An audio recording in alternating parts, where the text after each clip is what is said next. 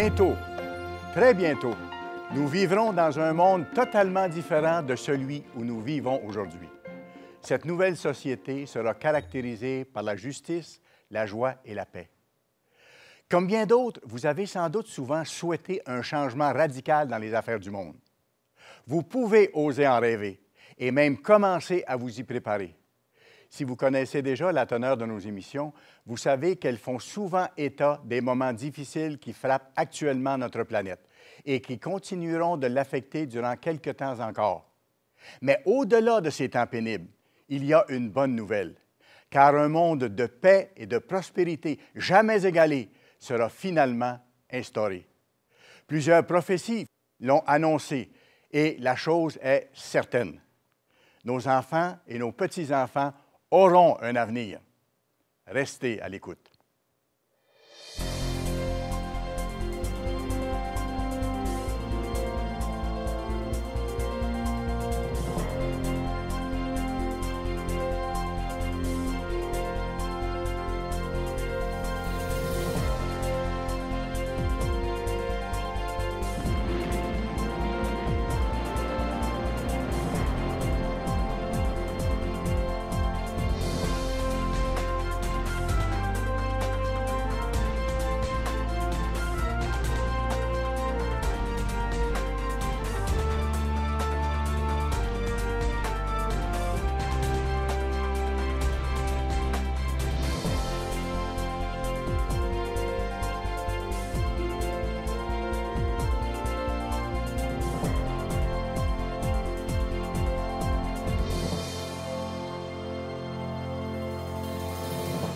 Salut à vous.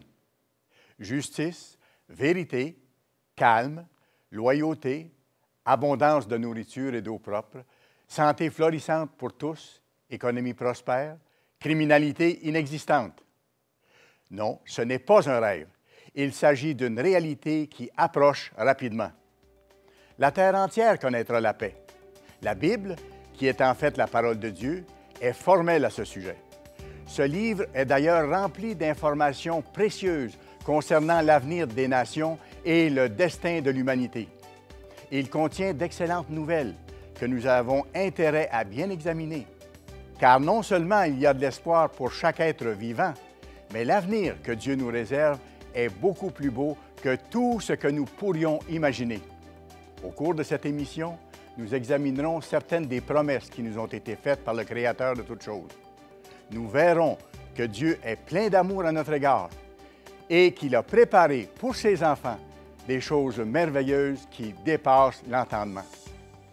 Voyons ce que Dieu a déclaré par le prophète Jérémie. « Ils seront mon peuple, et je serai leur Dieu. Je leur donnerai un même cœur et une même voix, afin qu'ils me craignent toujours, pour leur bonheur et celui de leurs enfants après eux. » Dieu n'a pas abandonné sa création à elle-même. Au contraire, il a élaboré un plan de salut pour toute l'humanité, un plan pour libérer les humains de tous les maux qui les affligent. Ce plan débute bien sûr avec le peuple choisi, mais il s'étendra par la suite à tous les humains. Voyons ce que dit l'apôtre Jean. « Car Dieu a tant aimé le monde qu'il a donné son Fils unique, afin que quiconque croit en lui ne périsse point, mais qu'il ait la vie éternelle. Dieu, en effet, n'a pas envoyé son Fils dans le monde pour qu'il juge le monde, mais pour que le monde soit sauvé par lui. » Voyons ce qui avait été promis à Marie, la mère de Jésus. « Ne crains point, Marie, car tu as trouvé grâce devant Dieu. Et voici, tu deviendras enceinte, et tu enfanteras un fils, et tu lui donneras le nom de Jésus. Il sera grand, et sera appelé Fils du Très-Haut. Et le Seigneur Dieu lui donnera le trône de David, son père. Il régnera sur la maison de Jacob éternellement, et son règne n'aura point de fin. » Ce verset nous montre que le règne de Jésus-Christ sur la terre n'aura pas de fin. Toutefois, nous savons que le Christ n'a pas régné lors de sa première venue. Au contraire, tel que prévu dans le plan divin, il a alors été mis à mort. Il est ressuscité et il est ensuite retourné auprès de son Père.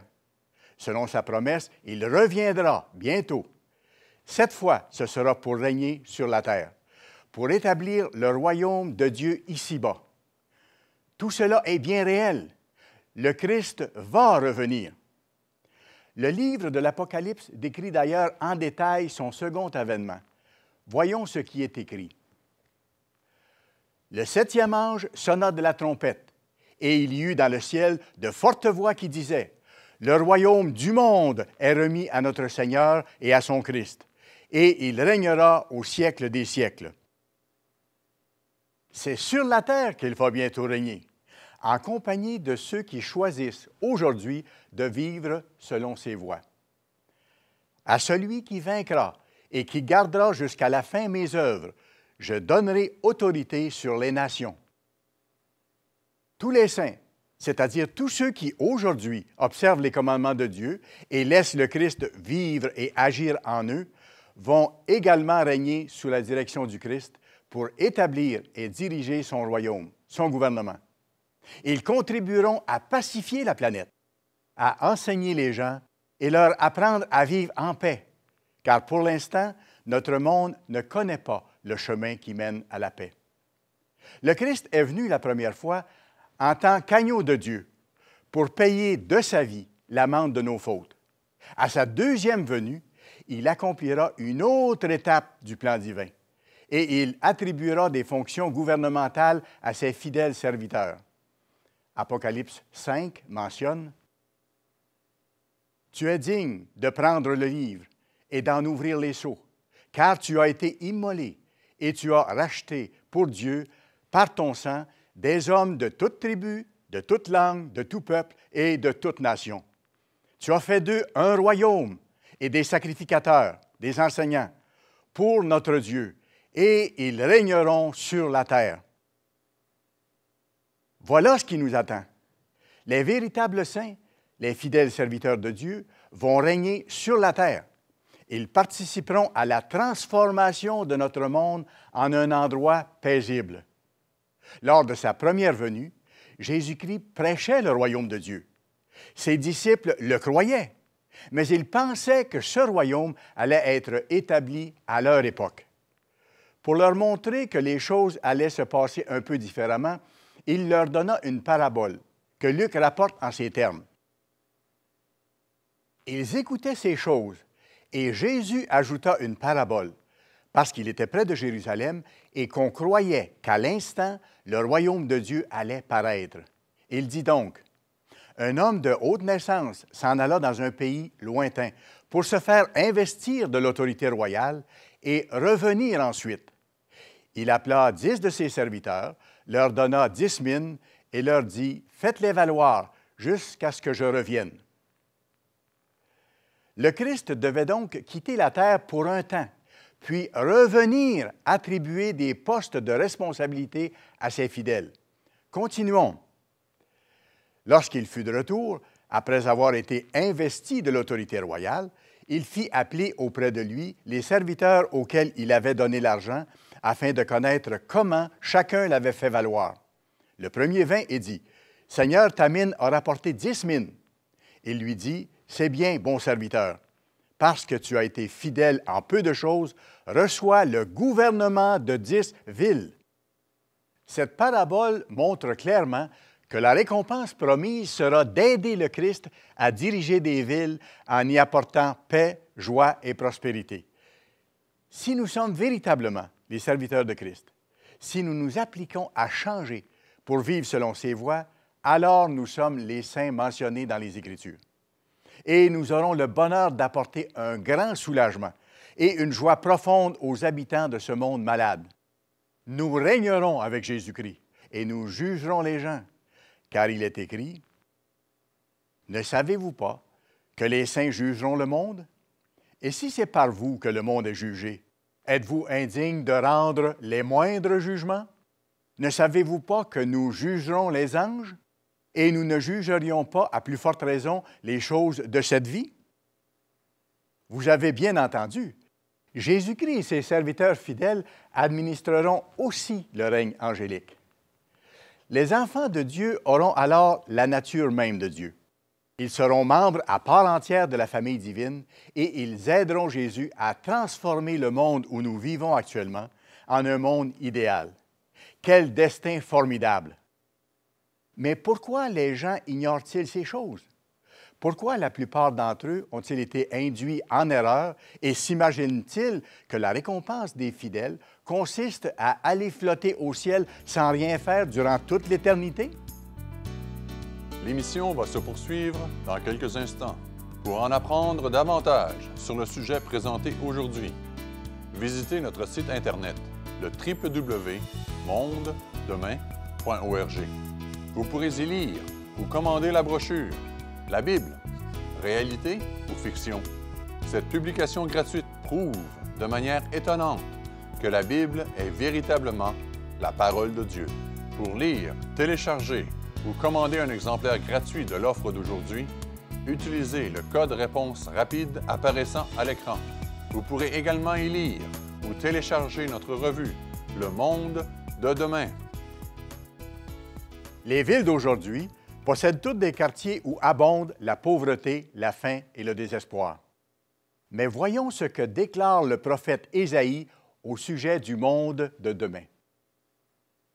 Il arrivera, dans la suite des temps, que la montagne de la maison de l'Éternel sera fondée sur le sommet des montagnes, qu'elle s'élèvera par-dessus les collines, et que toutes les nations y afflueront. Des peuples s'y rendront en foule et diront, « Venez, et montons à la montagne de l'Éternel, à la maison du Dieu de Jacob, afin qu'il nous enseigne ses voies et que nous marchions dans ses sentiers. Car de Sion sortira la loi, et de Jérusalem la parole de l'Éternel. » La loi dont il est ici question, c'est la loi spirituelle de Dieu, les 10 commandements. Elle nous apprend comment aimer Dieu et comment aimer les autres êtres humains. De nos jours, plusieurs ignorent cette loi. Ils n'en tiennent pas compte. Ils croient qu'elle a été abolie ou qu'il n'est pas nécessaire de l'observer. Pourtant, elle constitue la seule voie de vie qui mène au bonheur véritable. C'est d'ailleurs cette même loi qui sera enseignée et mise en pratique dans le monde idéal que sera le monde de demain. De Sion sortira la loi, et de Jérusalem la parole de l'Éternel. Il sera le juge des nations, l'arbitre d'un grand nombre de peuples. De leurs glaives, ils forgeront des joyaux, et de leurs lances des serpes. Une nation ne tirera plus l'épée contre une autre, et l'on n'apprendra plus la guerre. À cette époque, les gens désireront se laisser enseigner. Ils voudront apprendre comment vivre en paix avec leurs semblables, comment aimer les autres et ne plus s'engager dans des conflits qui dégénèrent malheureusement en tueries et en souffrances de toutes sortes. Au chapitre 11 de son livre, Ésaïe déclare en parlant du Christ, « Entrez dans son règne, il jugera les pauvres avec équité, et il prononcera avec droiture un jugement sur les malheureux de la terre. Il frappera la terre de sa parole comme d'une verge, et du souffle de ses lèvres, il fera mourir le méchant. » Le Christ va certainement devoir régner avec autorité, surtout au cours des premières années de son règne.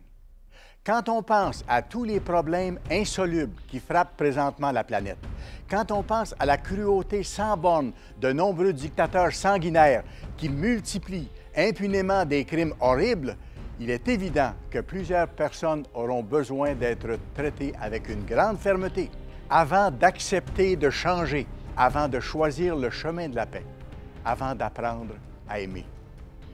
Le Christ porte aussi le titre de roi de justice. Il se servira de son pouvoir absolu pour changer le cœur des hommes et les amener à vivre selon ses lois justes. Même la nature des animaux sera changée et ils ne présenteront plus aucun risque pour les humains. Le loup habitera avec l'agneau et la panthère se couchera avec le chevreau. Le veau, le lionceau et le bétail qu'on engraisse seront ensemble et un petit enfant les conduira. La vache et l'ours auront un même pâturage, leurs petits un même gîte. Et le lion, comme le bœuf, mangera de la paille. Le nourrisson s'ébattra sur l'antre de la vipère, et l'enfant sevré mettra sa main dans la caverne du basilic. Imaginez des enfants vivant dans un environnement paisible, n'ayant peur de rien. Ils pourront jouer seuls à l'extérieur sans aucun danger. Il ne se fera ni tort ni dommage sur toute ma montagne sainte, car la terre sera remplie de la connaissance de l'Éternel, comme le fond de la mer par les eaux qui le couvrent. Les animaux, même les plus sauvages, seront doux.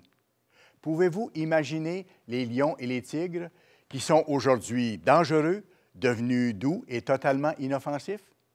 Les montagnes et les forêts magnifiques seront tout à fait sécuritaires pour camper en famille, pour faire des randonnées et même laisser les enfants jouer seuls, en toute sécurité. Voilà le monde idéal que la Bible annonce. Pour le moment, cela semble une utopie, une chose impossible. Ce sera pourtant la réalité dans le monde de demain. Sous l'inspiration de Dieu, le roi Salomon a parlé en ces termes de ce monde nouveau. « Ô Dieu, donne tes jugements au roi et ta justice au fils du roi. Il jugera ton peuple avec justice et tes malheureux avec équité. Les montagnes porteront la paix pour le peuple, et les collines aussi, par l'effet de ta justice.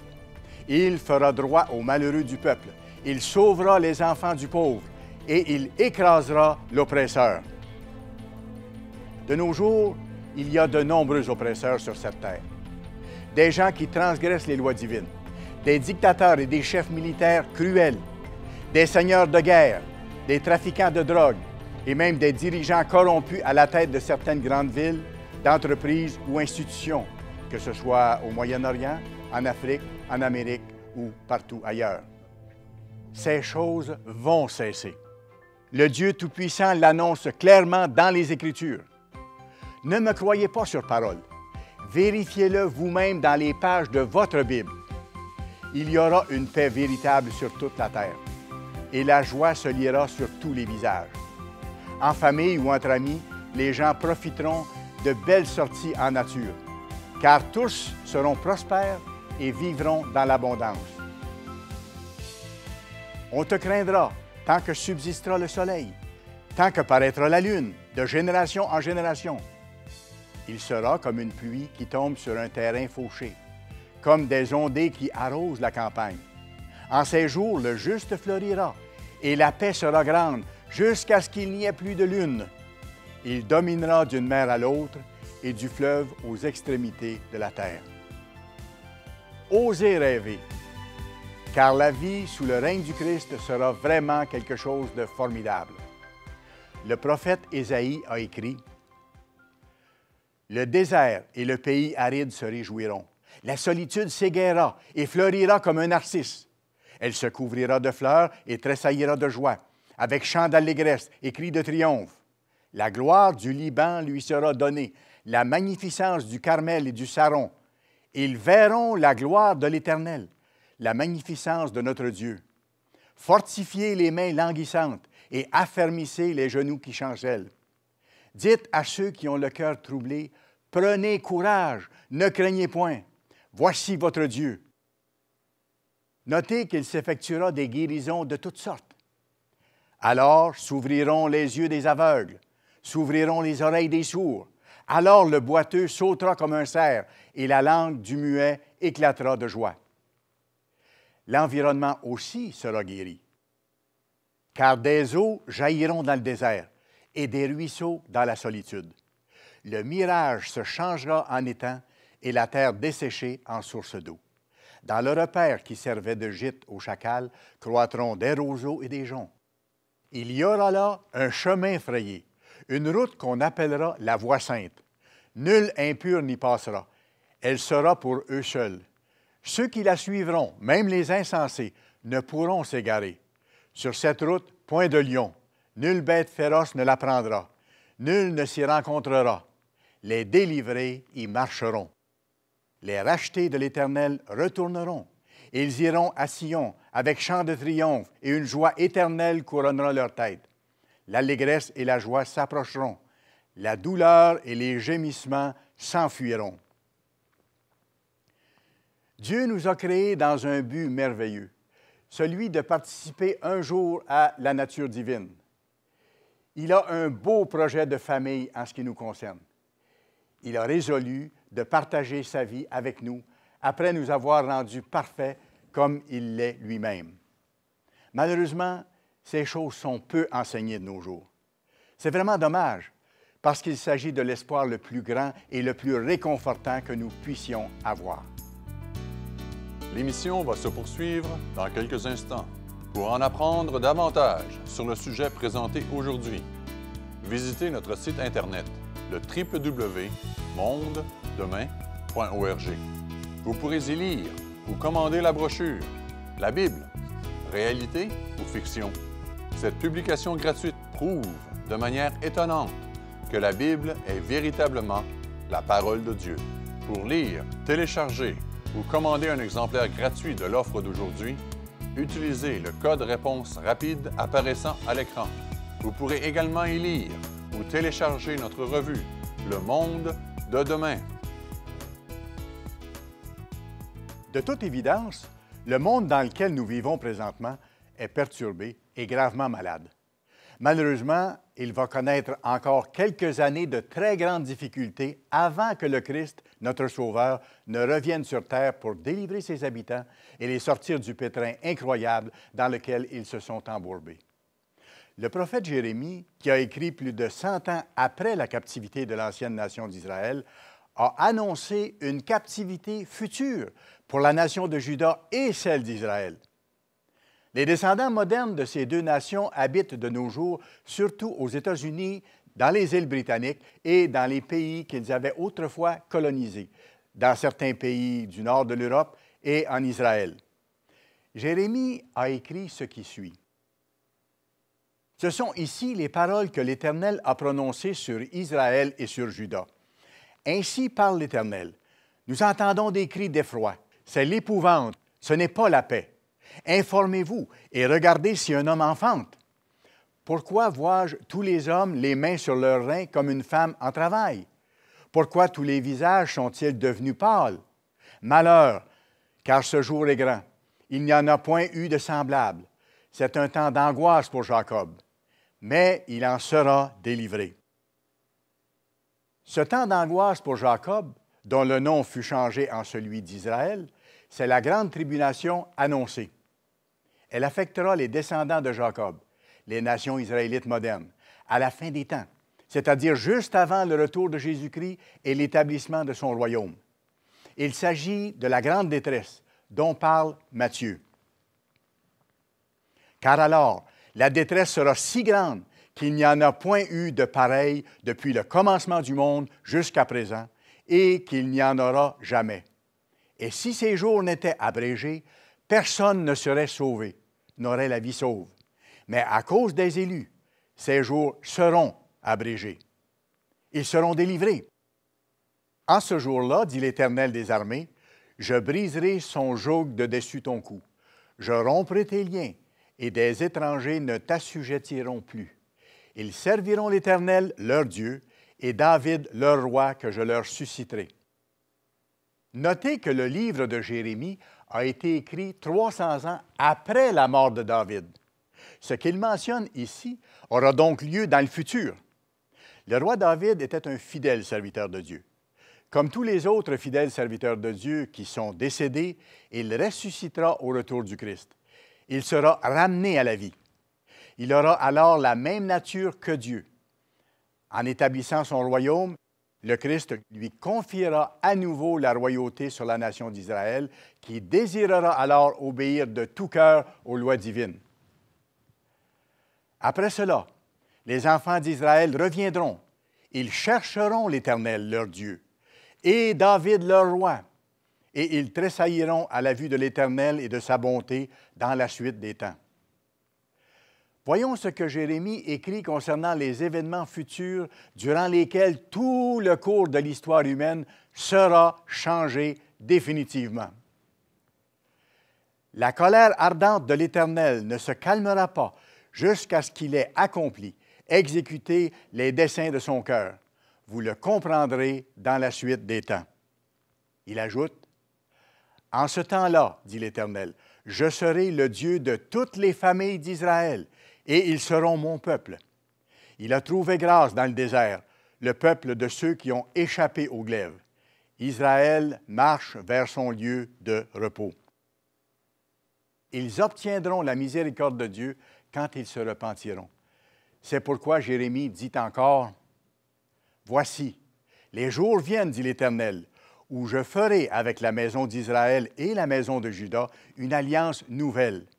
Non comme l'alliance que je traitai avec leur père le jour où je les saisis par la main pour les faire sortir du pays d'Égypte, alliance qu'ils ont violée, quoique je sois leur maître, dit l'Éternel. Mais voici l'alliance que je ferai avec la maison d'Israël après ces jours-là, dit l'Éternel. Je mettrai ma loi au-dedans d'eux, je l'écrirai dans leur cœur, et je serai leur Dieu, et ils seront mon peuple. » Dieu va mettre sa loi dans leur cœur et dans leur esprit. Et alors, sur la terre entière, les gens commenceront à comprendre et à voir les choses à la manière de Dieu, selon sa voie de vie. Ils comprendront les bienfaits qui résultent de l'observance des 10 commandements et ils commenceront à les observer. Résultat, il n'y aura plus de crimes, plus de meurtres, plus d'adultère. Il n'y aura plus de foyers brisés. Les gens seront heureux parce qu'ils vivront de manière à être heureux et à procurer le bonheur à ceux qui les entourent. Ils observeront les commandements de Dieu. La voie de vie qu'ils adopteront alors sera basée sur les commandements de Dieu. Et le Saint-Esprit qui sera répandu en eux leur permettra de réussir ce qu'ils entreprendront sous la direction divine. Les projets de Dieu vont se réaliser. Quel avenir enthousiasmant! Joignez-vous à nous chaque semaine à l'émission Le Monde de demain. Nous continuerons de partager avec vous les enseignements de Jésus-Christ et la signification des prophéties des temps de la fin. Nous vous invitons à être des nôtres pour découvrir la perspective divine concernant les événements qui marquent l'actualité, les vérités bibliques et la vie chrétienne. Sur ce, je vous dis à la semaine prochaine. Même heure, même station. Pour en apprendre davantage sur le sujet présenté aujourd'hui, visitez notre site Internet, le www.mondedemain.org. Vous pourrez y lire ou commander la brochure « La Bible, réalité ou fiction ». Cette publication gratuite prouve de manière étonnante que la Bible est véritablement la parole de Dieu. Notre site Internet www.mondedemain.org vous offre également des articles révélant les principes divins qui mènent à une vie abondante et heureuse, en plus de fournir une perspective unique sur les événements mondiaux, actuels et futurs. Pour lire, télécharger ou commander un exemplaire gratuit de l'offre d'aujourd'hui, utilisez le code réponse rapide apparaissant à l'écran. Vous pourrez également y lire ou télécharger notre revue « Le Monde de demain » et vous abonner à notre cours de Bible.